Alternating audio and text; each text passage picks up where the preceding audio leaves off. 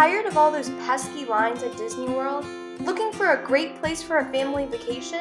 Want to try living beyond the wall or see northern lights? We all know that the hardest part of vacation is finding a good place to spend it. If you answered yes to any of these questions, then look no further. The tundra is the place for you. You might have heard of the term tundra before, but did you know that there are two different kinds? There's the alpine, which is located on mountaintops, and the Arctic, which we'll be focusing on today. The Arctic tundra is located in the northern hemisphere, extending down from the North Pole.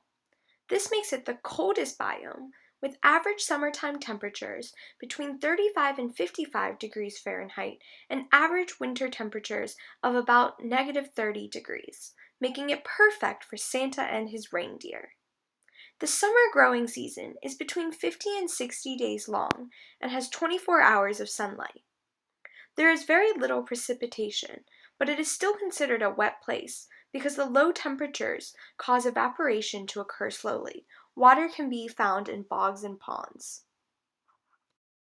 Soil in the Arctic tundra forms very slowly. A few inches of the top layer of soil thaw in the summer every year, but there's a layer of subsoil that remains frozen throughout the entire year. This is called permafrost.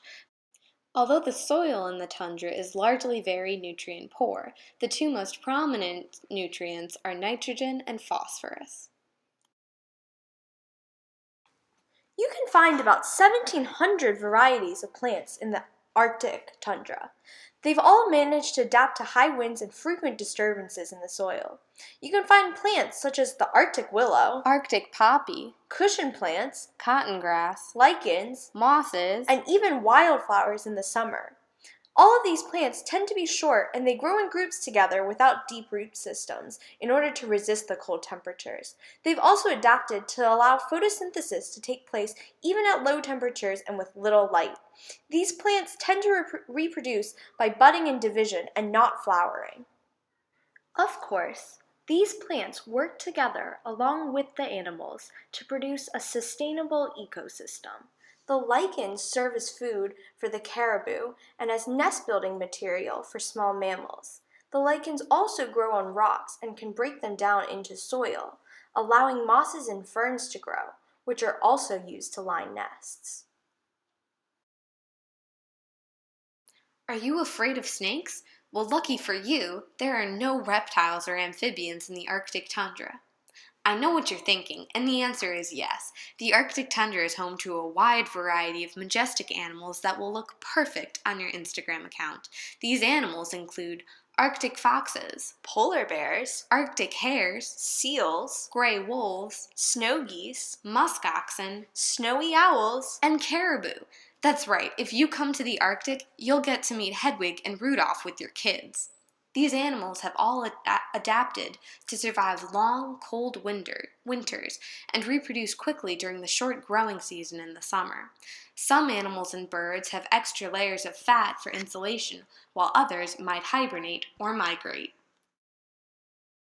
But of course, for the animals that stay in the tundra year-round, having a reliable food source is very important.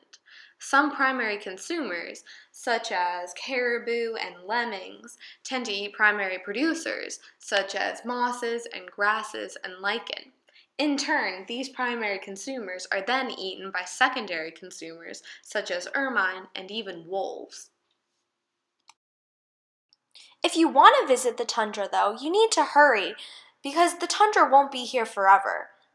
With global warming, the fall freezes later, causing the permafrost to melt, so there are different shrubs and spruce growing, forming different habitats for the animals. Also, 14% of Earth's carbon is located in the permafrost, so when the permafrost melts, more carbon dioxide is released, making global warming even worse. You can never be bored in the tundra, and you are guaranteed to have a great time. But if you're still not convinced, call 1-800-TUNDRA-BIOME and we guarantee you will be booking your plane ticket by the end of the call. Don't miss your opportunity to visit Rudolph. Come visit the Arctic tundra today.